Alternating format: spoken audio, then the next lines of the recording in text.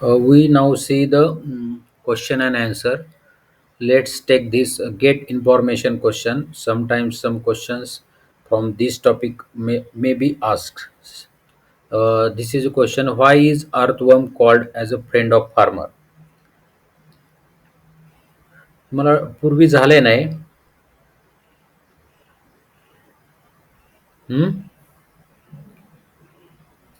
Ninth eight स्टँडर्डला झाले ना. Y is earthworm called as a friend of farmer?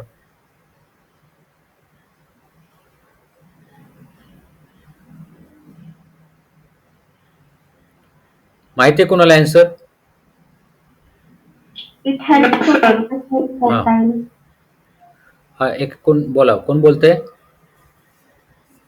It helps to make the soil fertile. Yes, means it help to actually what earthworm do. The earthworm move in the farmer's field, and in during this they eat the dirtiest material like uh, which is not useful, that and decomposition of that material get in fertile soil. म्हणजे ते decompose material, decomposition होण्यासारखं जे material आहे, dirty material असेल तर ते earthworm decomposition करायला. Decomposition म्हणजे it's converted into the soil, म्हणजे खत, जसं आपण फर्टिलायझेशन मध्ये बघतो की खत फॉर्म होतं, त्या प्रोसेसमध्ये हा अर्थवर्म ते लँडमधून मूव्ह करतो आणि त्यातली डर्टियस्ट मटेरियल जे असतं ते डर्टियस्ट मटेरियल ईट करतो किंवा सॉइलचा काही पार्ट ईट करतो आणि तो तो डिकम्पोज करून म्हणजे बॉडीच्या थ्रू बाहेर फेकतो आणि त्यामुळे डिकम्पोज करून body fertile field fertilisation capacity fertilisation होतं आणि फील्डची सॉइलची क्वालिटी वाढवली जाते. त्यामुळं it's called friend of the farmer. म्हणजे हा अर्थवर्म डिकम्पोजिशन आणि अर्थची जी सॉइल आहे, सॉइलचं क्वालिटी वाढवायला मदत करतो, म्हणून it's called friend of farmer. हे तुम्हाला लिहिता येईल जर आला तर क्वेश्चन. कळलंय का तुम्हाला? Yes, sir. हा, म्हणजे फर्टिलिटी म्हणजे जे decomposition of the organic material, असं तुम्ही एवढं एक वाक्य लिहिलं तरी चालेल, कारण हे it help to decomposition of organic material. आता सिटी एरियामध्ये तुम्ही पाहिलं असेल की व्हर्मिकल्चर. व्हर्मिकल्चर माहिती आहे तुम्हाला? कुणी ऐकलाय शब्द? म्हणजे गांडूळ खत. व्हर्मिकल्चर म्हणजे गांडुळापासून खत बनवलं जातं, फर्टिलायझर्स. म्हणजे जे सॉलिड हे वेस्ट जे सबस्टन्स आहेत, वेट, ओला कचरा, वेट वेट वेस्टेज, म्हणजे तुम्ही खाल्लेले अन्नपदार्थ असेल किंवा अन्न आहे, त्यानंतर नॉनव्हेजचे काही पार्ट आहेत, म्हणजे असे जे वेट सॉलिड वेट वेस्ट असतो ते डिकम्पोजिशन थ्रू अर्थवर्म केलं जातं आणि त्यापासून फर्टाईल सॉइल मिळते आपल्याला, म्हणून that is called. So it's called a friend of the farmer. Next question: how may be the leech used in Ayurvedic system of treatment? कोणाला माहिती आहे?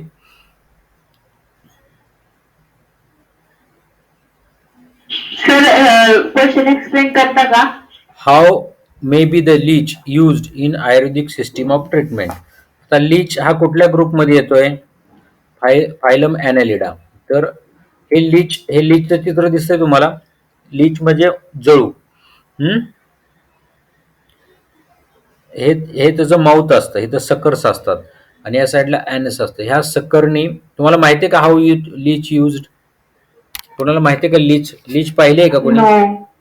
No, sir. लीच हे एक म्हणजे ॲनिमल आहे, हा पाण्यामध्ये राहतो. ह्या लीच ज्या ठिकाणी तुम्हाला म्हणजे पूर्वी ट्रॅडिशनल मेथडमध्ये ही लीच वापरली जायची. म्हणजे लीच कशासाठी वापरायचे?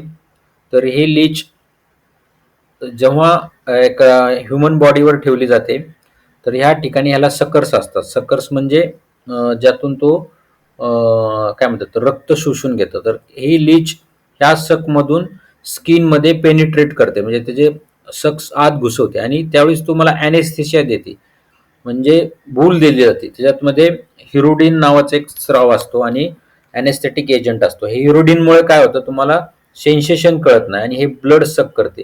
ही ह्याच्या एवढी मोठी, ह्याच्यापेक्षा जवळजवळ 5 पट ही मोठी होती, ब्लड सक करते. ब्लड इम्प्युअर ब्लड, कुठलं ब्लड सक करते तर इम्प्युअर ब्लड, जे आपल्या बॉडीला नको आहे असं ब्लड ही लीच सक करते आणि ह्याच्यामध्ये हिरुडिन नावाचा स्राव तुमच्या स्किनमध्ये सोडते. त्यामुळं स्किनचे जे काय आजार असतील ते बरे होतात. हे ट्रॅडिशनली यूज केलं जातं. आणि आत्ता सुद्धा प्लॅस्टिक सर्जरी जी असते, प्लॅस्टिक सर्जरी माहिती आहे तुम्हाला? कुणी प्लॅस्टिक सर्जरी म्हणजे तुमच्या एखादा स्किनचा पार्ट दुसऱ्या ठिकाणी वापरला जातो. हे का अमेरिकेत वगैरे हे लीच थेरपी प्लॅस्टिक सर्जरी नंतर वापरली जातं. सपोज प्लॅस्टिक सर्जरीमध्ये एखादा, समजा ह्या हातावरती तुमची प्लॅस्टिक सर्जरी दुसरा स्किन इथं आणून लावली, तर ह्याच्या भोवती अशी लीच लावतात.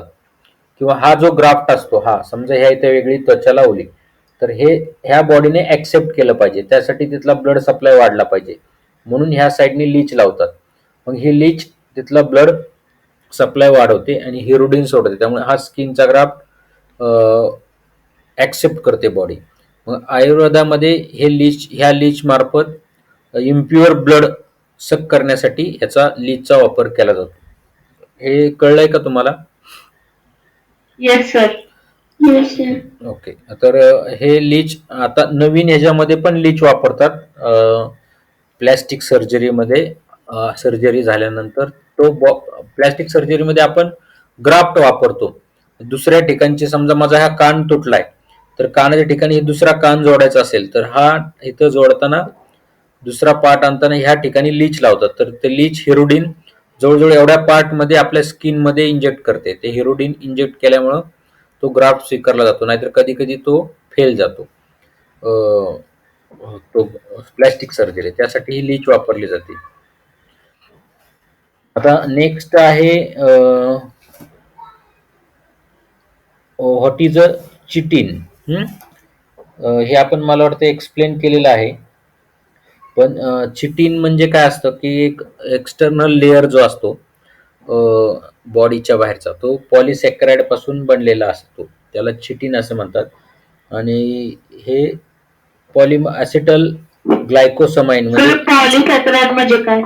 म्हणजे पॉलिसॅकराइड म्हणजे काय असतं की आपण जे कार्बन सायकलमध्ये कार्बनच्या ह्याच्यात पाहिलं ना, तर असे एक एक एक एक घटक एकत्र येऊन पॉलिसॅकराइड, मेनी, पॉली म्हणजे मीन्स मेनी, म्हणजे मेनी सॅकराइड एकत्र होऊन पॉलिसॅकराइड तयार होतं.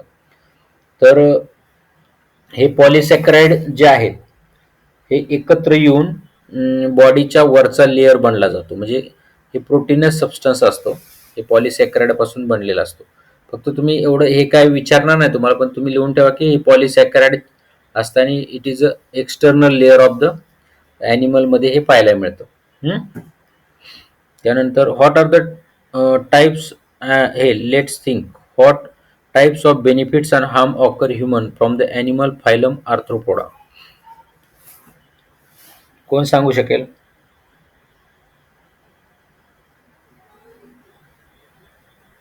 आता इथं काय, व्हॉट टाइप्स ऑफ बेनिफिट्स. आता सगळ्यात मोठा फायलम कुठला आहे? आर्थ्रोपोडा. आर्थो मीन्स जॉईंट, पोडा मीन्स पाय, लेग्स, त्याचे लेग्सला ज्याला जॉईंट असतात ते, मग आर्थ्रोपोडात हे सगळे येतात. ओके. तर आर्थ्रोपोडामध्ये चे काय बेनिफिट्स आहेत का आर्थ्रोपोडामधल्या? सपोज आता बटरफ्लाय घ्या, सांगा बटरफ्लायचे काय फायदे? हनी बीज घ्या. Sir, because of joint legs, they fly in air. Yes, म्हणजे आपल्याला काय विचारलं त्यांनी? Types of, what types of benefits. पहिलं तर बेनिफिट्स सांगा आर्थ्रोपोडा मधल्या ॲनिमल्स. तर बटरफ्लाय कशासाठी उपयोगी पडू शकतो? किंवा हनी बी आहे, पॉलिनेशन, आपल्याला हनी मिळते. येस, हनी मिळते. Because of honey. हनी, अजून पॉलिनेशन एक कोणीतरी सांगितलं, बरोबर. अजून सिल्क वर्म, म्हणजे तुम्हाला हे माहिती आहे ना, सिल्क मिळतं ते, Yes. हा, ते पण मिळू शकतं. त्यानंतर अजून काय फायदे होऊ शकतात? पॉलिनेशन झालं, हनी बी पासून हनी मिळू शकतो. वॅक्स, वॅक्स मिळतो माहिती आहे ना, मेन वॅक्स हनी बीच्या कोंब पासून, म्हणजे तो हनी बीचं कोंब असतं त्यापासून वॅक्स तयार होतो मेन. बरोबर का? येस. हा. आता हे जे आपल्याला डेंजरस हार्म्स काय आहेत? Harms occur in human being in animal arthropoda. कोण सांगेल? स्कॉर्पियन बाईट होऊ शकतं. स्कॉर्पियन बाईटमुळे पॉयझनस पेन होतं. परत दुसरा अजून काय सांगतो? मॉस्किटोमुळे काय होऊ शकतं? Yes, disease. मॉस्किटोमुळे तुम्हाला डेंग्यू, मलेरिया, चिकनगुनिया सारखे आजार होऊ शकतात. अजून काय होऊ शकतं? त्यानंतर बेडबग म्हणजे ढेकूण आहे, हा पण आर्थ्रोपोडामध्येच येतो. त्यात तो ब्लड सक करून घेतो. अजून काय? Various allergy. कॉक्रोच मुळे आपल्या म्हणजे हार्म होऊ शकतो आपल्याला. येस, कोणत्या ताटावर लागलं तर. येस, ते एका ठिकाणी दुसऱ्या ठिकाणी त्याच्या पायाला लागून वगैरे इन्फेक्शन पसरू शकतं. अजून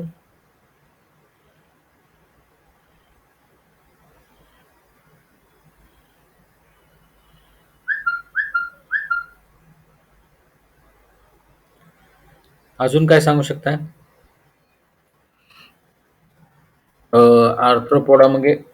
आर्थ्रोपोडामधले अजून मॉस्किटो झाले, हा बेडबग झाले. फेलियारिसिस म्हणजे माहिती आहे ना? फेलियारिसिस म्हणजे पायाला मोठी पाय सुजतो. आता हा आजार खूप कमी झालेला आहे. हे तुम्हाला काय बेनिफिट्स आणि हार्म्स फायलम आर्थ्रोपोडाचे लिहिता येतील. सेकंड क्वेश्चन कळलंय का हे? Yes sir. आता second question, which are the animals of phylum arthropoda those have shortest and longest life span? आता प्रत्येकाची लाईफ स्पॅन असते, तर आर्थ्रोपोडामध्ये सगळ्यात छोटी लाईफ स्पॅन कोणाची आहे आणि लॉंग?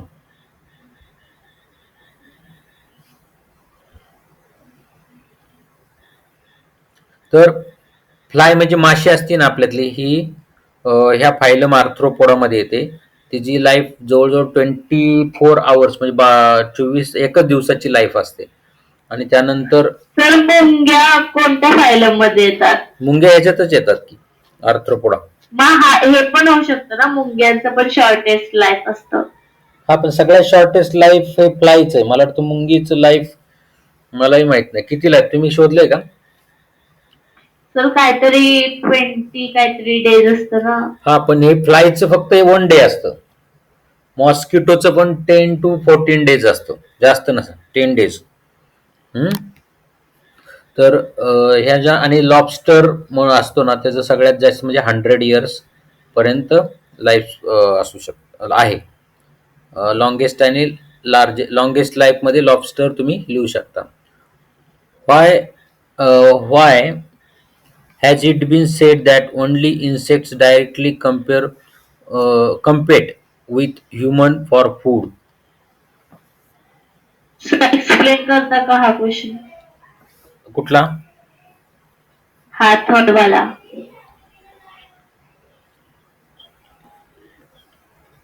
अरे, why has it been said that only insects directly compete with human for food? म्हणजे कॉम्पिट म्हणजे कॉम्पिटिशन करणे, म्हणजे तुमच्याशी स्पर्धा. Only insects directly compete human for the food. फूडसाठी ह्युमन बरोबर कॉम्पिट कोण करतं? फक्त इन्सेक्ट करू शकतात. असं का म्हटलं जातं?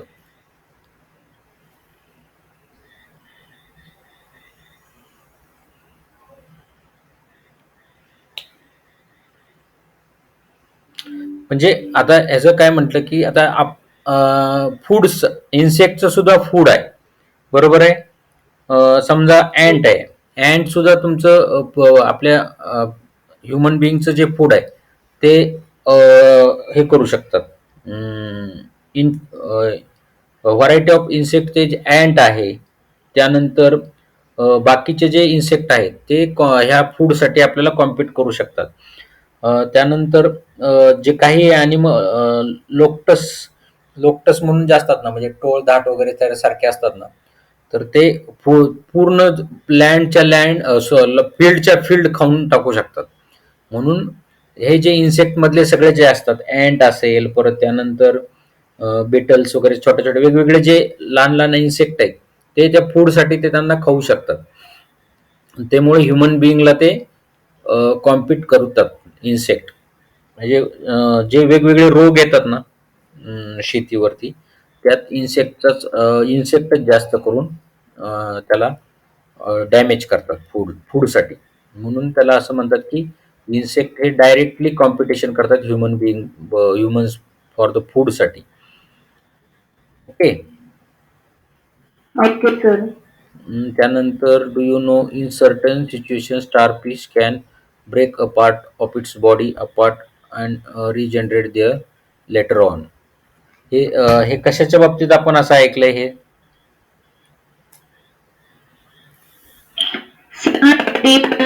सिमेट्री. नाही, in certain situation starfish can break apart its body parts and lizards. Yes, आपण ह्याच्यामध्ये पाहिलं होतं कुठलं ते रिजनरेशन ना. सर हा रिजनरेशन. सेम असंच आहे हे रिजनरेशन याच्यामध्ये स्टारफिश मध्ये होतं परत. म्हणजे ते break starfish can break apart its body त्याची ब्रेक करून घेतं स्टारफिश आणि परत ते रिजनरेशन होतं. ओके. आता इथं पुढं काही नाही वाटतं. हे फायलम आपण सगळे पाहिले. Animals like gharial. Brain power. Animal like gharial और crocodile live in water as well as on land. Are they amphibians or reptile?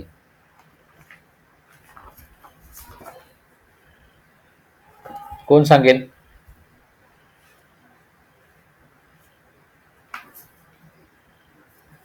It is amphibians. कुठले?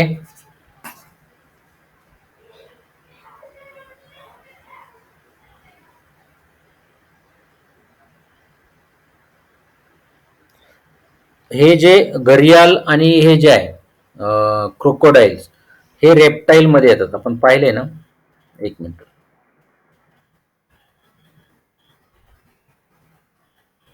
नका. हे ॲनिमल्स ह्याच्यामध्ये एक्झाम्पल दिलं नाही, पण घरियाल म्हणजे क्रोकोडाईल, मगर जे वगैरे आहेत ना ते फक्त वॉटरमध्ये जरी राहत असले पण ते वॉटर मधला ऑक्सिजन घेऊ शकत नाही. रेस्पिरेशन त्यांच्याकडे लंग्स असते. म्हणजे ॲम्फिबियन्स मध्ये कसं असतं हे बघा. ॲम्फिबियन्स आता हा फ्रॉग आहे. फ्रॉग ह्याच्यात तोंडावाटे सुद्धा हे घेऊन काय म्हणतात त्याला एअर घेऊन ऑक्सिजन घेऊन रेस्पिरेशन करू शकतो आणि स्किनच्या मार्फत पण वॉटर मधला ऑक्सिजन घेऊन करू शकतो. तसं हे जे घरियाल किंवा क्रोकोडाईल आहे ते तसे करू शकत नाही. त्यांच्याकडं फेरेंजियल ग्लिसिड्स नसतात. त्यांच्याकडं लंग्स थ्रू ते रेस्पिरेशन करतात. त्यामुळे ते रेप्टाईल मध्ये येतात. कळलं का? Okay sir. आणि त्या ह्याच्यात चित्र नाही. त्याला नॉस्ट्रिल असतं म्हणजे जे पुढचं तोंड नाक असतं ना त्याचं पुढचं त्याच्या ठिकाणी त्याला नोज सारखं हे असतं. त्यामुळे ते रेप्टाईल मध्येच येतात. कळलं? त्यांनी जर दोन्ही टाईपने रेस्पिरेशन केलं असतं तर ते ॲम्फिबियन्स मध्ये आले असते. Okay. Animal like well walrus live in water whether they are included in fishes or mammalian. कोण सांगल? वेल सारखे जे ॲनिमल्स आहेत म्हणजे देव मासा वगैरे जो म्हणतो ना आपण, तर तो वेल हा वॉटर मध्ये राहतो किंवा वॉर्लस. तरी पण त्याला आपण पीसेस म्हणजे ॲक्वॅटिक म्हणजे पाण्यातले फिशेसच्या ग्रुपमध्ये न पीसेस मध्ये येणार ना. हा सर पीसेस मध्ये नाही. कारण काय माहिती का, हे मॅमल्स आहेत. मॅमल्स कुणाला म्हणतात? ज्याला मॅमरी ग्लँड्स असतात. मॅमरी ग्लँड्स म्हणजे ब्रेस्ट ग्लँड्स असतात. वेल म्हणजे काय? वेल म्हणजे देव मासा. मासा तो पाण्यात राहतो ना. हो, पाण्यात राहत असला तरी तो त्याला मॅमरी ग्लँड्स असतात आणि त्याच्या मार्फत तो हे करतो, फीड करतो. Okay sir. आणि त्याला फेरेंजियल ग्लिसिड्स नसतात. गिल नसतात ब्रिदिंगसाठी. जे ऑक्सिजन तो वॉटर मधला घेऊ शकत नाही. आणि ते अंडी घालतात आणि त्याच्यातून जे प्राणी बाहेर येतात त्यांना ते फिडिंग करतात.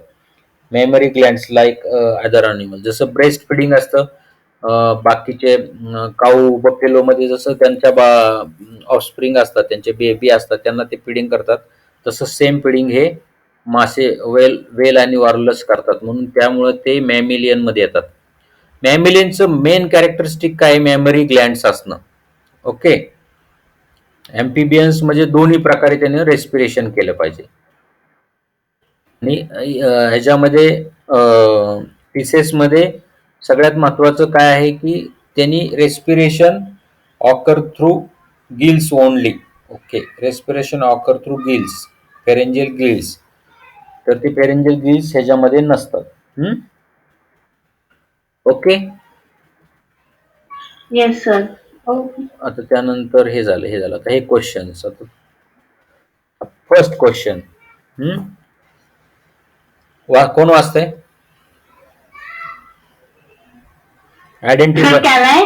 हा, आयडेंटिफाय मी म्हणजे तुम्हाला ओळखायचे कोण. First, I am diploblastic and a coelomate. Which phylum do I belong to? Cnidaria असेल ना? हा, निडेरिया जो आहे ना त्याच्यामध्ये हे आहे, म्हणजे हा फायलम. त्याला डिप्लोब्लास्टिक वर आहे अजून, डिप्लोब्लास्टिक आहे. आणि त्याचे असिलोमेट मध्ये फक्त 3च येतात, बरोबर ना? येस. 1, 2, 3. असिलोमेट मध्ये फ्लॉरिफेरा, निडेरिया आणि प्लॅटिहेल्मिंथेस. तर हे निडेरियामध्ये हा जो आहे ह्याच्यामध्ये डिप्लोब्लास्टिक फक्त 2च लेयर्स असतात. आता तुम्हाला जर्म्स लेअरचं जेव्हा दाखवलं होतं ना मी, तेव्हा तुम्हाला शिकवलं होतं. इन केस ऑफ, हे बघा, multicellular animal, germs layers are formed during initial period of their embryonic development and form those germ layers only different tissue form in the body. In case of some animal, आता हे महत्वाचं आहे, in case of some animal only 2 germ layers, endoderm and ectoderm are formed. All Cnidarian, in most of all remaining animals are 3 layers. Germ layers are formed. 3 germ layers are formed. म्हणजे फक्त हा जो एकच जो आहे निडेरियामध्ये, त्याच्यामध्ये हा 2 layers असतात आणि बाकीच्या रिमेनिंग मध्ये 3 लेयर्स असतात. हा तुमच्यासाठी क्वेश्चन आला. हा, in case of some animals only 2 germs layers are form, म्हणजे इंडोडम आणि एक्टोडम, मधला मेझोडम नसतो. ऑल निडेरियन्स आर 2 लेयर्स, म्हणजे ओनली 2 लेयर्स, म्हणजे डिप्लोब्लास्टिक. आणि in most of all remaining, हे सोडून ऑल रिमेनिंग ॲनिमल्स हे 3 जर्म लेयर्स पासून बनलेले असतात. आता ह्या 3 जर्म्स लेअर पासून बनताना जर आता ह्याच्यात मेझोडम नाही त्यामुळे असिलोमेट, आणि जर बॉडी कॅव्हिटी प्रेझेंट असेल तर त्याला आपण युसिलोमेट म्हणतो, नाहीतर बाकी ह्यांना आपण असिलोमेट म्हणतो. कळलं का? निडेरिया हे तुम्हाला लिहावं लागेल, किंवा सिलेंट्रेटा लिहिलं तरी दोन्हीचा अर्थ एकच आहे, निडेरिया किंवा सिलेंट्रेटा. सेकंड क्वेश्चन कोण वाचतं? My body is radially symmetrical. Water vascular system is present in my body. I am referred as fish through I am not. What is my name? आता पहिलं काय आहे? My body is a radially symmetrical. Okay. Yes sir. Sir radially symmetrical म्हणजे एकच येतो. एकच पाहायला मिळतो. हा, बरोबर. आणि निडेरिया. हा, बरोबर. पण पुढे काय म्हटलंय का ना, water vascular system present in my body. Okay. I am referred as a fish through fish though I am not. What is my name. म्हणजे मला फिश म्हटलं जातं पण मी फिश नाहीये. फिश कशामध्ये येतं? फिशेस मध्ये येतं, बरोबर. म्हणजे तो कॉरेडेटा मध्ये येतो. बरोबर का? कॉरोडेटामध्ये व्हर्टिब्रेटाच्या क्लासमध्ये फिशेस क्लासमध्ये येतो, पण मी फिश नाही असं त्यांनी म्हटलंय. एक मिनिट.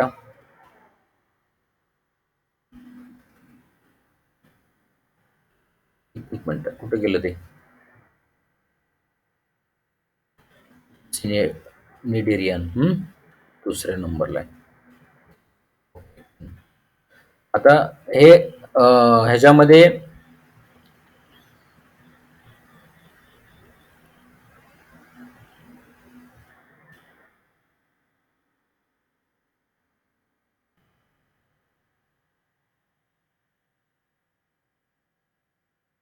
इकॅनोडर्माटा बरोबर.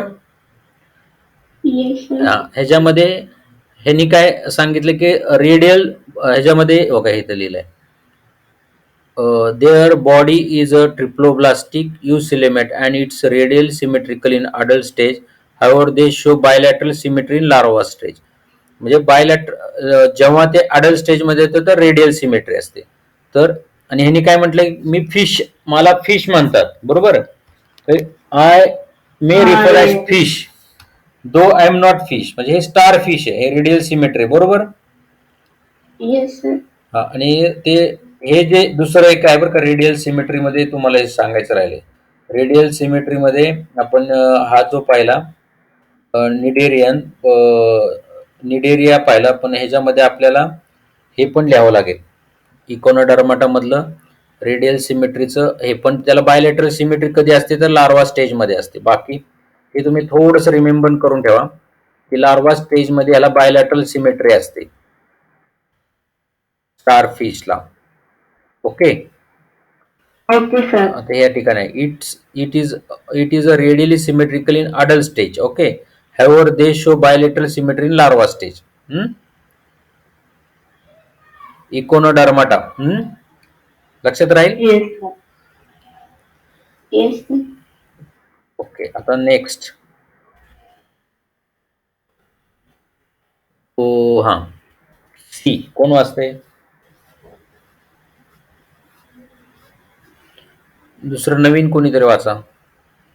सर मी वाचते. हा. I live in your small intestine. Pseudocelum is present in my thread-like body. In which phylum will you include me? आता सिडोसिलोमेट मध्ये एकच पाहिलं होतं. आय लिव्ह इन ॲस्केलमेंथिस मधलं कुठला सगळेच आपल्याकडे नाही येत ॲस्केलमेंथिस मध्ये.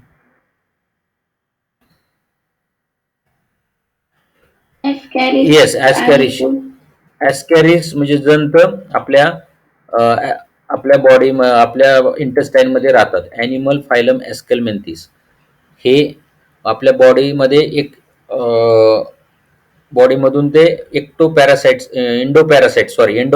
आपल्या बॉडीच्या आतमध्ये राहून ते सक करतात, फूड्स वगैरे सक करतात, किंवा आपल्या फूड्सवर ते एंडोपॅरासायटिक्स. हे ॲस्केलमेंथी मधले ॲस्कॅरिस हे उत्तर द्यायला लागेल. कळलं का?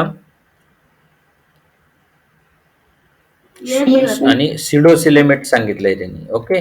हे सिडोसिलेमेट. ओके. ॲस्केलमेंथिस दिसलं का? एकच आहे सिडोसिलेमेट, ॲस्केलमेंथिस. बरोबर ना? बाकी असिलोमेट वरचे 3 आहेत आणि ॲस्केलमेंथिस नंतर पुढचे सगळे युसिलोमेट आहेत. ओके. त्यानंतर डी कोण वाचतंय? हा वाच. आदित्य ना? श्रेयस वाच. Though I am multicellular, there are no tissues in my body. What is the name of my phylum? हा, आता though I am multicellular, there are no tissue in your body, in my body, sorry. What is the name of my phylum? आता आपण cellular grade organisation पाहिले होते बरोबर. Grades त्याच्यामध्ये आपण पाहिलं की सेल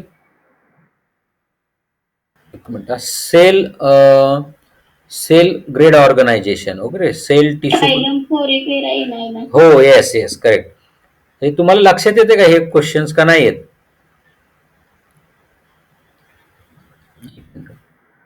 हा क्वेश्चन काय बरोबर आहे, प्रोरिफेरा होता. हे बघा इथं काय आहे, grade organisation in some multicellular animals if tissue are not form their body organisation called cellular grade organisation. Okay, phylum porifera. म्हणजे आता क्वेश्चन काय होता की दो आय मल्टीसेल्युलर, हे मल्टीसेल्युलर आहे पण त्याचा टिश्यू फॉर्म होत नाही, group of cells to form the tissue. पण ह्या ॲनिमलमध्ये मल्टीसेल्युलर सेल आहेत पण त्या ग्रुप होऊन टिश्यू फॉर्म करत नाहीत. पण मग अशा फायलमला आपण फायलम प्रोरिफेरा म्हटलंय. त्याच्यात म्हणजे जे ग्रेड ऑर्गनायझेशन आहे, सेल्युलर ग्रेड ऑर्गनायझेशन, म्हणजे ह्यातलं ज्या एकदा टिश्यू फॉर्म झाला की टिश्यू वेगळं फंक्शन करतो, पण ह्याच्यामधल्या प्रत्येक सेल्स हे सगळं फंक्शनिंग करून आणतात बॉडीचं. जसं अमिबा हा युनिसेल्युलर आहे, त्याच्यामध्ये सगळ्याच फंक्शन एका सेल थ्रू होतात. तसं ह्या सेल्युलर ग्रेड ऑर्गनायझेशन मध्ये ज्या मल्टी सेल्स आहेत त्याच जवळजवळ सगळे ऑर्गनायझेशनचे फंक्शन करतात, म्हणून ह्याला सेल्युलर ग्रेड ऑर्गनायझेशन म्हणतात. त्याचं उत्तर प्रोरिफेरा आहे. हे कळलंय का हो. श्रेयस? Yes, sir. याचं उत्तर कळलंय? हे तुम्हाला एक्झामला नाही वाटतं हा टॉपिक, पण तुम्हाला बाकी लिहिण्यासाठी हे माहित पाहिजे. क्वेश्चन नंबर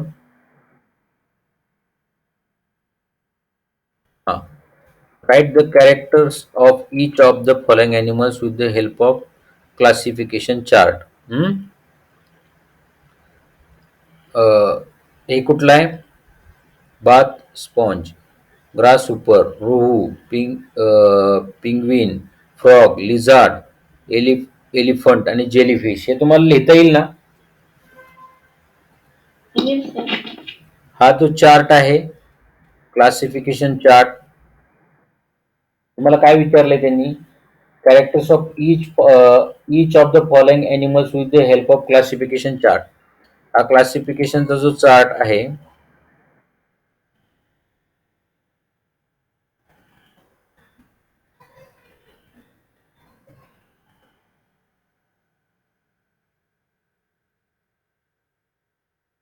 हा एक चार्ट. ओके, हा चार्ट आणि ह्या चार्ट वरून तुम्हाला लिहावं लागेल. हे दोन चार्ट महत्वाचे आहेत. लिहिता येईल ना? Yes, sir.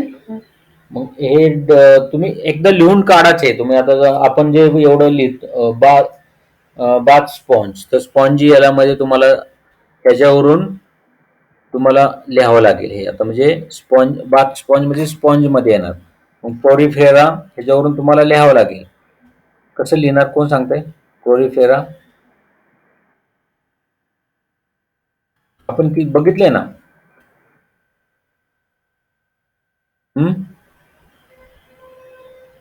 It's comes under kingdom non sub kingdom non chordata. मग त्याचे कॅरेक्टरिस्टिक पाहिले ना आपण? Yes, Yes, sir. मग सांगता येईल ना तुम्हाला? परत ह्याच्यावरून तुम्हाला सेल्युलर ग्रेड ऑर्गनायझेशन, त्यानंतर असिमेट्रिकल बॉडी, असिलोमेट, हे तुम्हाला लिहिता येईल का नाही येणार? Yes, sir. 8 कॅरेक्टरिस्टिक. काही टेन्शन घेऊ नका. तुम्हाला फक्त त्याचा आता ह्याच्यामध्ये तुम्हाला फायलम कळलाच ना, तर स्पॉन्ज कळला. ग्रासहॉपर म्हणजे हा कशामध्ये येणार कोण सांगते? ग्रासहॉपर non-chordata मध्ये. हा नॉन कॉरोडेटा मध्येच येणार. तो ग्रासहॉपर. रोहू, हा रोहू जो आहे हा कॉरोडेटा मध्ये येईल. रोहू म्हणजे फिशचा प्रकार आहे. बरोबर? बरोबर ना? Yes, sir. पिंग्विन कशामध्ये येणार? आता आपण पाहिलं पिंग्विन कशामध्ये येते. हे एव्ज मध्ये, कॉर्डेटा एव्ज, एव्ज मध्ये, सब क्लास एव्ज मध्ये येणार. कुठे गेले? हा, त्यानंतर लिझार्ड, फ्रॉग, एम्फिबियन्स मध्ये लिहावं लागेल. Okay, Chordata. हा कॉर्डेटा, लिझार्ड, Reptilia. हा कॉर्डेटा. मग कॉर्डेटाचे कॅरेक्टरिस्टिक आणि त्याचा सब क्लास तुम्हाला लिहायला लागेल. कोणाचा सब क्लास काय आहे ते. आता लिझार्डचा जो सब क्लास आहे रेप्टिलिया, क्लासमध्ये तुम्हाला रेप्टिलिया लिहायला लागेल. त्यानंतर एलिफंट, एलिफंटचं कशामध्ये लिहिणार? मॅमेलियन, ज्याला मेमरी ग्लँड्स आहेत. बरोबर, Yes. असं तुम्ही लिहू शकता. त्यानंतर ह्याचं सगळ्याचं तुम्ही लिहून काढा.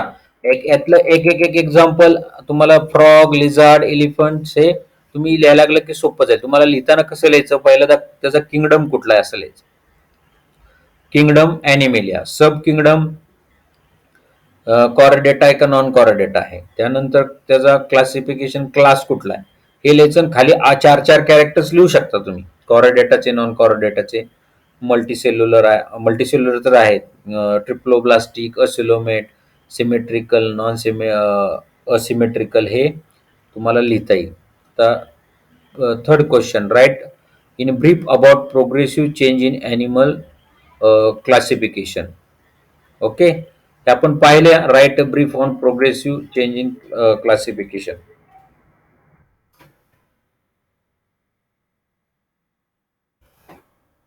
सुरुवातीला पाहिल्या.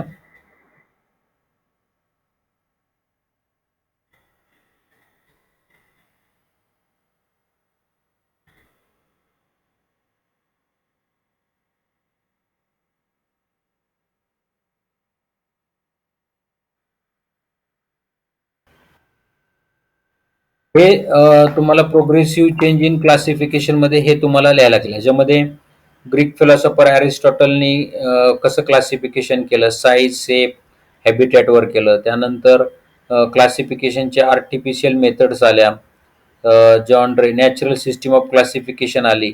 हे तुम्हाला लिहावं लागेल. आणि नंतरच्या आत्ताची ट्रॅडिशनल नॉन कॉर्डिनेट पण तुम्हाला लिहिता येईल. हे क्वेश्चन कळेल का? प्रोग्रेसिव्ह चेंज क्लासिफिकेशन कशा कशा प्रकारे चेंज होत गेलं, लिहिता येईल ना? Yes, sir. Okay.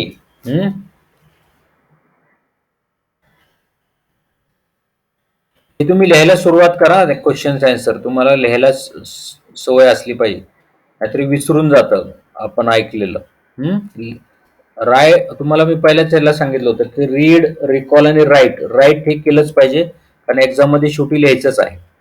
Right in brief about झालं. What is the exact difference between grade of organisation and symmetry, explain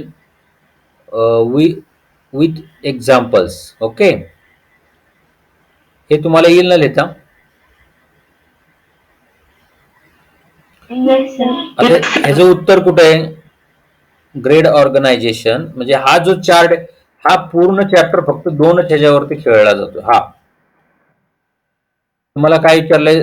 grade organisation. आणि दुसरं पुढचं काय विचारलं? ग्रेड ऑर्गनायझेशन आणि कशाशी कम्पेअर करायला सांगितलंय? Symmetry, body symmetry. कळलं? सेल्युलर ग्रेड ऑर्गनायझेशन मध्ये एकच फायलम आहे, प्रोरिफेरा, आणि तो सगळं असिमेट्रिकल आहे.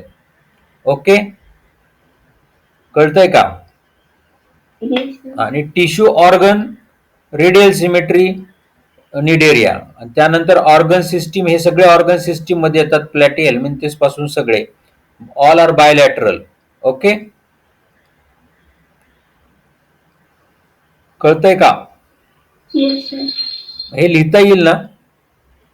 Cellular grade organisation, tissue organ grade organisation, organ system grade organisation, आणि त्यांची बॉडी सिमेट्री. फक्त असिमेट्रिकल बॉडीमध्ये फ्लोरिफेरा आहे, रेडियल मध्ये निडरिया आहे, आणि नंतर सगळे बायलॅटरल सिमेट्रिकल आहेत. आणि जे एवढे बायलॅटरल सिमेट्रिकल आहेत they all organ system grade organisation. म्हणजे तुमच्या लक्षात येते का? ह्यात एकच सेल मल्टीसेल्युलर आहे. ऐकायला येते? हो सर. Yes, sir. हँग झालं वाटतं. हे मल्टीसेल्युलर आहे, पण त्याच्यामध्ये टिश्यू नाहीये, म्हणून आपण त्याला सेल्युलर ग्रेड ऑर्गनायझेशन म्हणतो. ह्यानंतर निडेरियामध्ये टिश्यू फॉर्म झालेले आहेत, म्हणजे टिश्यू ग्रेड ऑर्गनायझेशन म्हणतो. आणि इथून पुढे त्याचे ऑर्गन डेव्हलप व्हायला लागतात. टिश्यू ऑर्गन म्हणजे हार्ट, वेगळा हार्ट तयार होत आहे, त्यानंतर किडनी तयार होते, त्यानंतर डॉर्सल साईडला स्ट्रक्चर तयार होतात, वेगवेगळे फंक्शनिंग, रिप्रोडक्टिव्ह फंक्शन तयार होतात, मेल फिमेल ऑर्गन. हे सगळे जे आहे हे ऑर्गन सिस्टीम मध्ये जातात. मग जे ऑर्गन सिस्टीम मध्ये जेवढे अॅनिमल्स आहेत, system organ system grade organisation, त्या बायलॅटरल सिमेट्रिकल. म्हणजे ते दोन पार्ट इक्वली दोन पार्ट होतात. कळलं का हे? Yes, sir. फक्त तुम्हाला हे लिहिता आलं पाहिजे. हा चार्ट आणि अगोदरचा चार्ट हे दोन चार्ट तुम्हाला न बघता लिहिता आले पाहिजे. तुम्ही हे चार्ट लिहिला की तुम्हाला सगळं लिहिता येईल. Answer in brief. Give a scientific classification of shark up to classes. याचं कसं देणार? कोण सांगेल? क्वेश्चन कळलाय का पहिलं?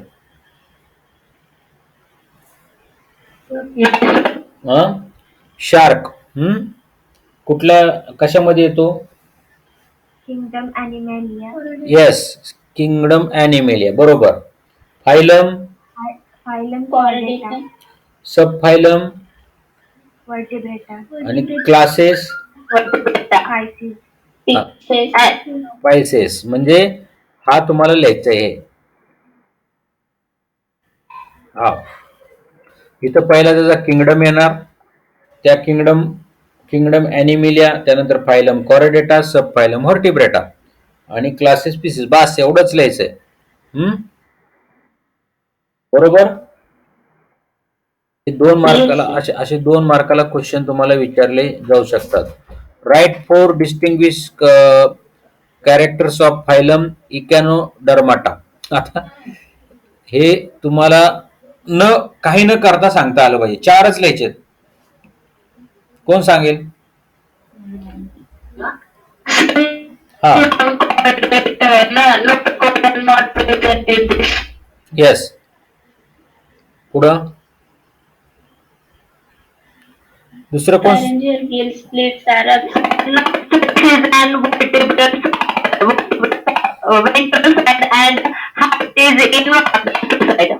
ओके. नाही, दुसरं कोण सांगेल का? आवाज ब्रेक होतोय.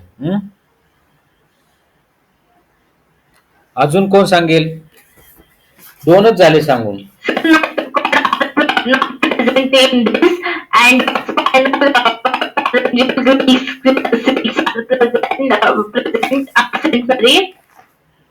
And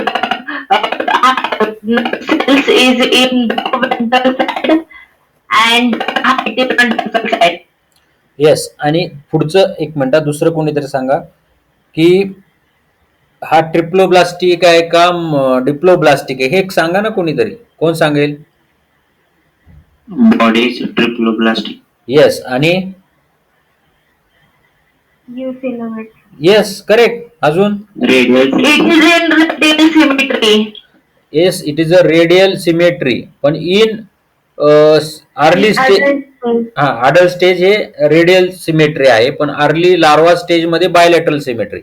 फक्त एवढा एकच असा आहे की तो नंतर रेडियल सिमेट्रीत येतो, अगोदर bilateral symmetry. And it is an euphyllomet. हा, युसिलिमेट लिहायचंच आहे तुम्हाला. युसिलिमेट इकॅनोडर्माटा पहिले 3 जर सोडले, असिलिमेट आणि स्युडोसिलिमेट सोडले, तर बाकी सगळे युसिलिमेट आहेत. हे कळलं का तुम्हाला कसं लिहायचंय? मग तुम्हाला जर जास्त अभ्यास केला असेल, Yes, sir. मग तुम्हाला त्याचे स्किन कशी आहे, तर calcareous spines are present on their body on present on body, external body. त्यानंतर तुम्हाला त्याला हे लिहायला लागेल की फाउंड इन ओशन, म्हणजे समुद्रात सापडतो. त्यानंतर त्याची बॉडी कशी आहे, ट्यूब लाईक स्ट्रक्चर्स हे आहे. त्यानंतर स्टार फिशचं एक्झाम्पल द्यायला लागेल. अजून तुम्ही काय सांगू शकता? आणि ते आर युनिसेक्शुअल. हे तुम्हाला लिहिलं. पण तुम्हाला जेवढं सांगायचं लिहायचंय त्यातले 4 पॉईंट म्हणजे 8 पॉईंट तर मी तुम्हाला शिकवलेले आहेत. कळलं? इकॅनोडर्माटा. Yes, sir. डर्माटा म्हणजे लेअर. इकॅनोडर्माटा तुम्हाला थोडस त्याच्यावरून बाहेरचं लेअर हे कॅल्कॅरियस स्पाइन पासून बनलेले असते, एवढं लिहायला लागेल. 3rd question. Distinguish between butterfly and bat with the help of 4 distinguish properties. आता बटरफ्लाय आणि बॅट म्हणजे वटवाघूळ. कसे डिस्टिंग्विश करणार? पहिला सांगा त्याचा सब किंगडम कुठला आहे? कोण सांगेल? Butterfly is come in phylum Non-chordata. Non correct. Bat is is common not data and that is common recorded. पहिलं डिस्टिंग्विश झालं. Okay, second distinguish. हा, It belongs to subphylum. Butterfly belongs to subphylum Arthropoda and bat belongs to subphylum Mammalia. Yes, correct. अजून कोण सांगेल? दुसरा third. Arthropoda ते झालं लिहून. अजून काय सांगता येईल? व्हर्टिबल कॉलमचं काहीतरी सांगा ना त्याला. नोटोकॉडचं कोण सांगेल?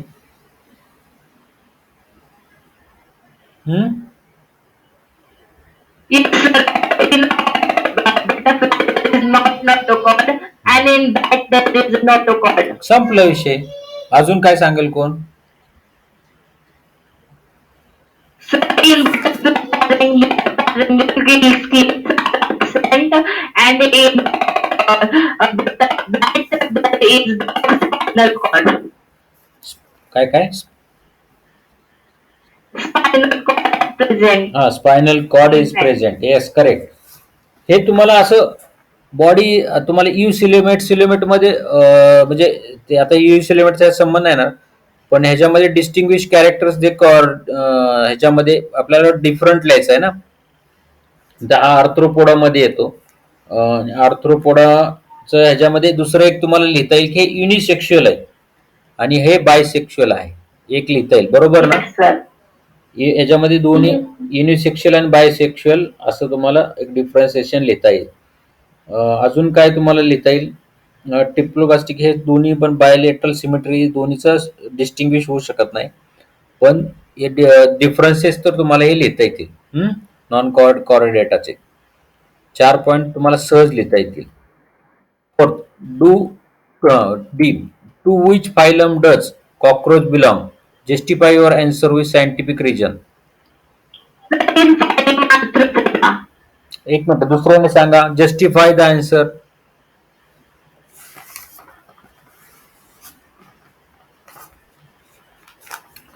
देअर आर्थो मीन्स जॉईंट, पोडा म्हणजे कनेक्टेड. मग आर्थ्रोपोडाचं कॅरेक्टरिस्टिक सांगा ना तुम्ही. आर्थ्रोपोडा की these animals have joint appendages, म्हणजे कॉक्रोचला जॉईंट अपेंडेजेस असतात, त्यामुळे तो त्या फायलम मध्ये आर्थ्रोपोडामध्ये येतो. आणि फायलम कुठला आहे त्याचा? आर्थ्रोपोडा. ते तर तो आर्थ्रोपोडा जॉईंट अपेंडेजेस असल्यामुळे त्याच्यात तो येतो. म्हणून cockroach is which phylum arthropoda because joint appendages are present. अजून काय लिहिता येईल तुम्हाला? Their body is triploblastic, eucoelomate, bilaterally symmetrical and segmented. Okay, अजून काय लिहिता येईल? चिट्याने, It is used in pet cavity. हा ते झालं. त्यानंतर चिट्यानेस एक्झोस्केलेटन इज प्रेझेंट. आणि दीज आणि हा under Yes. युनिसेक्सियल It is in bilateral symmetry. Okay, bilateral symmetry. पण फायलम आर्थ्रोपोडाचं कॅरेक्टरिस्टिक आहे जॉईंट अपेंडेजेस, म्हणजे त्याचे पाय असे एकमेकात जॉईंट अपेंडेजेस, त्याचे जे पाय Yes. वगैरे असतात ते जॉईंट मध्ये असतात. ओके, हे लिहिता येईल तुम्हाला. Give the scientific reason. The tortoise lives on land as well as in water, it cannot be include in class Amphibia. मला वाटतं काल सांगितलंय. टॉर्टाइज एम्फिबिया मध्ये का नाहीये? बिकॉज द रेस्पिरेशन थ्रू, कोण सांगेल? Respiration through is not respiration, use water oxygen for respiration. ही टॉर्टाइज यूज Respiration. एरियल म्हणजे हवेतला ऑक्सिजन घेतो, त्यामुळे टॉर्टाइज हा त्याच्यामध्ये येत नाही एम्फिबियामध्ये. Water म्हणून घेत नाही ते. हा, वॉटर मधून तो ऑक्सिजन घेऊ शकत नाही. आता हे सांगा. Our body irritate if it comes in contact with jellyfish. So jellyfish means jellyfish दाखवलं ना तुम्हाला?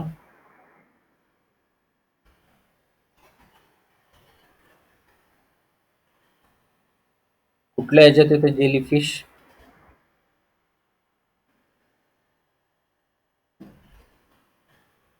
ओके, हे जेलीफिश. आता हे जेलीफिशचे तर चित्र नाहीये, पण जेलीफिश किंवा अ, अ, हे जे हायड्रा यांना टेंटॅकल्स असतात. हे टेंटॅकल्स मी तुम्हाला शिकवलं होतं निडेरियामध्ये.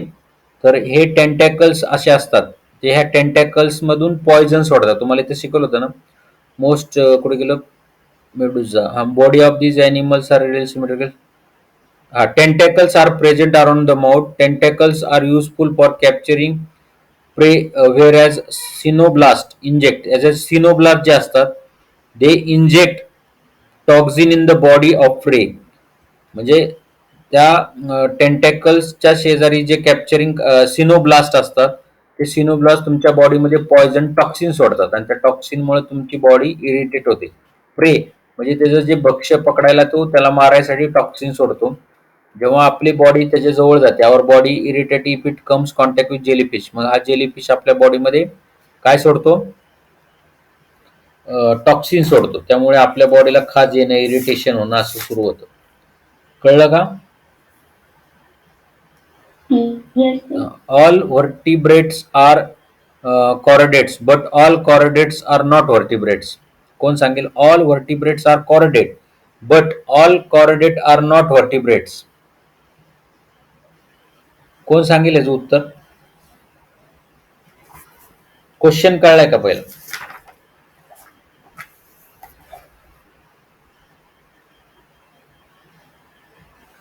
क्वेश्चन कळलाय?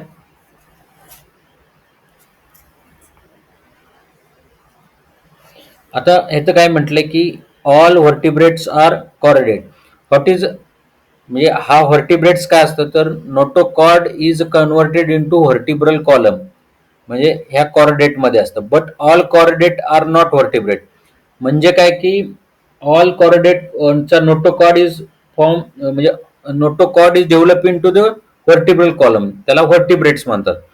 पण आता नोटोकॉर्ड असलेले युरोकॉर्डेटा आणि सिपेलोकॉर्डेटा ह्याच्यामध्ये व्हर्टिब्रल कॉलम असतो का? एक मिनिट तुमच्या लक्षात. युरोकॉर्डेटा आणि सिपेलोकॉर्डेटा म्हणजे हे कॉर्डेटा फायलम मध्ये ह्याच्यामध्ये आपण पाहिलं की फक्त त्याच्या टेल मध्येच नोटोकॉर्ड प्रेझेंट असतो. पण आणि ह्याच्यामध्ये आपण पाहिलं की फायलम सिपेलोकॉर्डेटा मध्ये की through out the body notochord असतो. पण फायलम व्हर्टिब्रेटामध्ये हा notochord converted into vertebral column. म्हणून म्हणजे यांना असं विचारायचं की व्हर्टिब्रेटामध्ये सगळेच ह्या फायलम मध्ये येतात कॉर्डेटा. पण कॉर्डेटातले सगळेच फायलम व्हर्टिब्रेटामध्ये का येत नाहीत? Because sub phylum cephalochordata and urochordata doesn't contain vertebral column or cranium. That's why it is not come under vertebrata. कळलंय का तुम्हाला?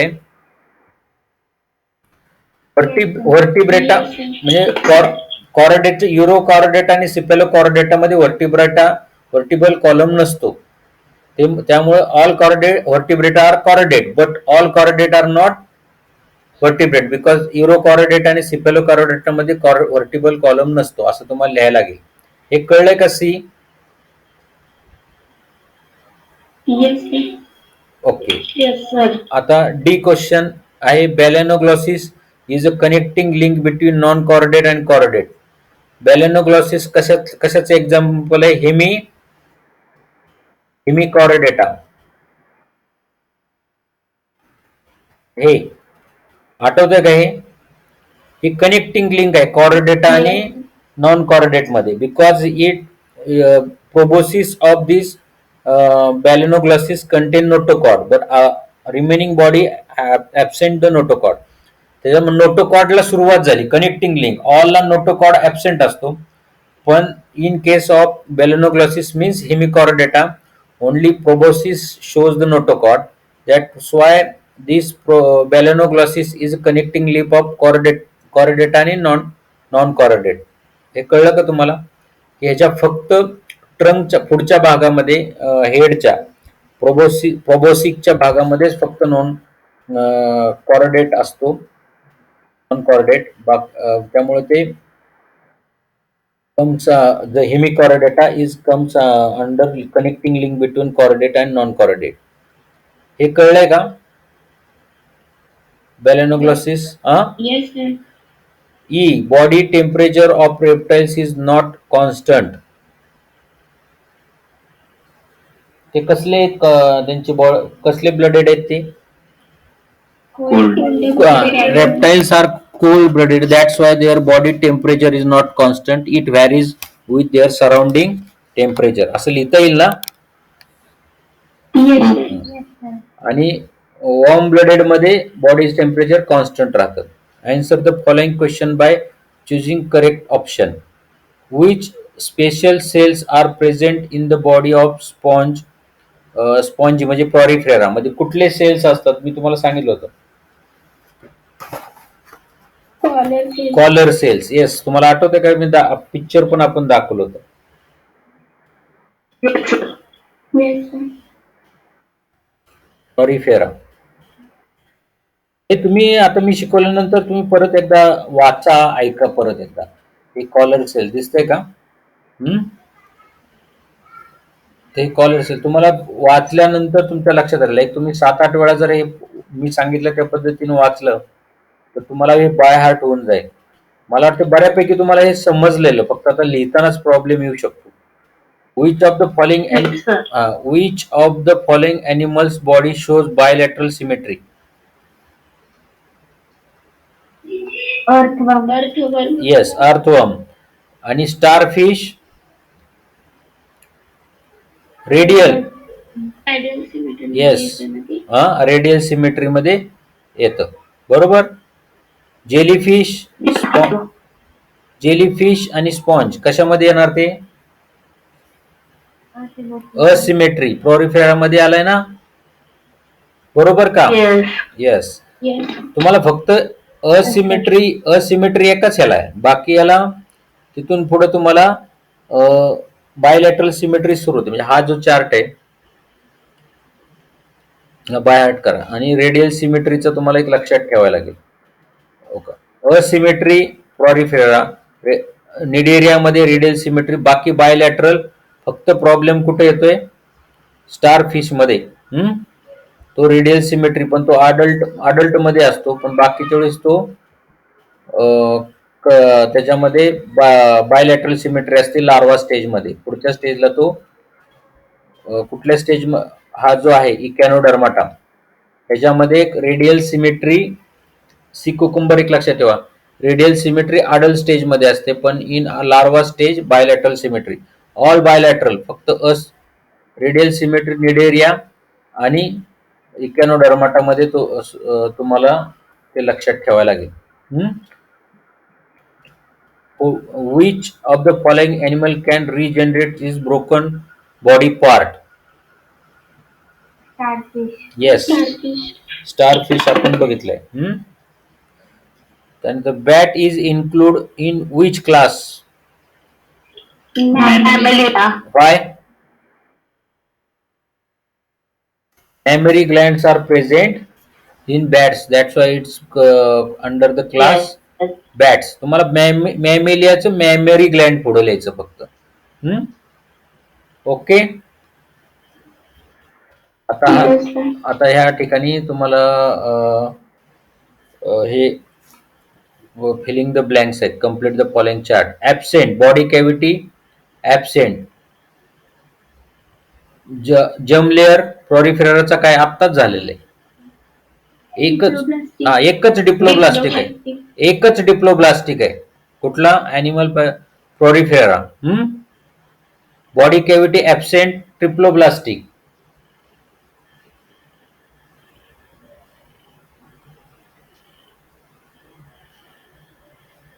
आता इथं काय आलंय? Body cavity absent, triploblastic.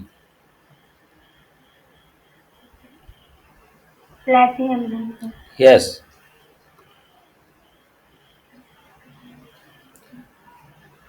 हे लक्षात येते का? बॉडी कॅव्हिटी प्लॅटीहेल्मिन्थिस येणार. कारण आपल्याला बॉडी कॅव्हिटी नाही आपलं ट्रिप्लोब्लास्टिक ऍबसेंट लिहिलंय ना? बरोबर आहे. प्लॅटीहेल्मिन्थिस. क्वेश्चन नंबर पहिला बॉडी असिलोमेट आहे ना हे. असिलोमेट बरोबर. आणि तिसरं विचारलंय फायलम प्लॅटीहेल्मिंथिस. बरोबर. सेकंड क्वेश्चन काय, सिडोसिलेमेट. बरोबर. आहे का तुमच्या पुढं सिडोसिलेमेट? Yes, sir. हा चार्ट तुम्ही लक्षात ठेवायचा आहे. कुठलाही क्वेश्चन ह्याच्यामध्ये या चार्ट शिवाय तुम्हाला लिहिता येणार नाही. आता हा सिडोसिलोमेट, अस्कलमेंथिस, हे काय येणार, जर्म लेअर. Triploblastic. फक्त एकच डिप्लोब्लास्टिक आहे, सगळ्यांना ट्रिप्लोब्लास्टिकच लिहायचंय. आता बॉडी कॅव्हिटी प्रेझेंट, इथं काय येणार, जर्म लेअर. कशाला विचार करायचा, ट्रिप्लोब्लास्टिकच येणार आहे, फक्त पॉलीफेरामध्ये डिप्लोब्लास्टिक. लक्षात येते का? आता ह्याच्यामध्ये कॅरेक्टरिस्टिक्स आणि ह्याच्यामध्ये सायक्लोस्टोमॅटा, ह्याच्यामध्ये काय आहे, तर ह्याच्यामध्ये जॉलेस माउथ विथ सकर्स, त्याला आपण काय म्हणतो, ॲग्नाथा. जॉलेस, आठवतं का तुम्हाला? Yes, sir. कुठे येते, कुठल्या पेजवर आहे? हा, इथं. Some chordate are jawless, agnatha. Okay. And some are jaws. आता इथं त्यांनी काय विचारलंय, सायक्लोस्टोमॅटा. तर हे जॉलेस आलं सब मध्ये, एक सब सायक्लोस्टोमॅटा, जॉलेस, कळलं? त्याच्याऐवजी सकर्स असतात. पहिलाच आहे सायक्लोस्टोमॅटा. त्याच्यामध्ये जॉलेस माउथ किंवा तुम्ही ॲग्नाथा असं लिहू शकता, ॲग्नाथा, AGNATHA. ज्याला जॉ असतो तो गॅन्थोस्टोमाटा असं त्याला म्हणतात. आता इथं येणार जॉलेस आणि जॉलेस पेट्रोमिझॉन, हे एक्झाम्पल आहे, तुम्हाला ते पाठ करावं लागेल. हँडल गिल रेस्पिरेशन कशामध्ये असतात, पीसेस,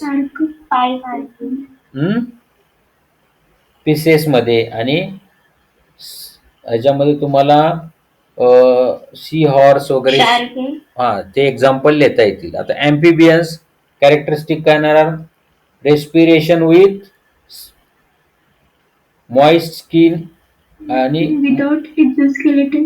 हा, yes, without exoskeleton, yes, correct लिहू शकता. आणि respiration through the skin with moist skin. Okay.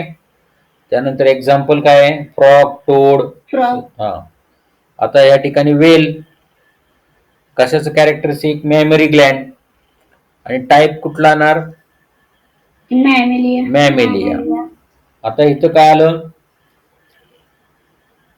Rape किलोथर्मिया म्हणजेच कोल्ड ब्लडेड. कोल्ड ब्लडेड मध्ये काय येणार, रेप्टाईल. ओके. Reptilia. रेप्टाईल मध्ये रेप्टाईल येणार, आणि त्याचे एक्झाम्पल लिझार्ड, स्नेक आणि टॉर्टॉइस. ओके. आता हा क्वेश्चन आहे, hydra, jellyfish, planaria, roundworm, butterfly, earthworm, octopus. हे तुम्हाला sketch and label and classify. हे क्लासिफिकेशन तुम्हाला कसं लिहायचं ते मी सांगितलेलं आहे, फक्त तुम्हाला स्केच करावे लागतील.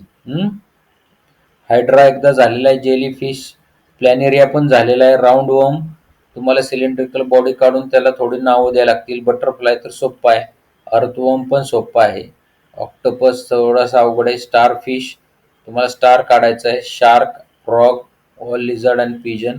सगळ्यात महत्वाचं त्याचं क्लासिफिकेशन लिहायचं आहे. जमेल ना हे? Yes, sir. आता त्यानंतर हा, लेबल द फॉलोइंग. हे काय फर्स्ट,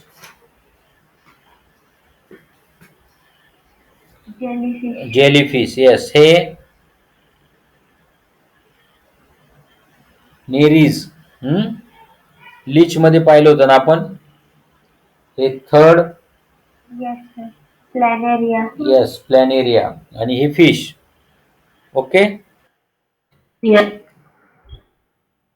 तर हा चॅप्टर आता in each week the specified day your convenience observe animals present in school red and perform the activity for 6 months. Keep date wise record of your observation after observation period 6 months, analyze your observation the respect to the season with the help of your teacher, classify the report animals. हे बघा तुम्हाला जमलं तर करायला. Project हा project Yes, sir. आणि बाकी sketch हा तुम्ही आता परत एकदा 2-3 वेळा वाचा. आहे आपण ॲन्सर क्वेश्चन ॲन्सर सगळे लिहून काढा आहे. जसे लिहिलेत बहुतांश क्वेश्चन्स हे एक्सरसाइज मधलेच येतात. तुम्ही हे तुम्ही लिहून काढा. तेच क्वेश्चन रिपीट होतात. फक्त वेगळ्या फॉर्ममध्ये विचारले जातात.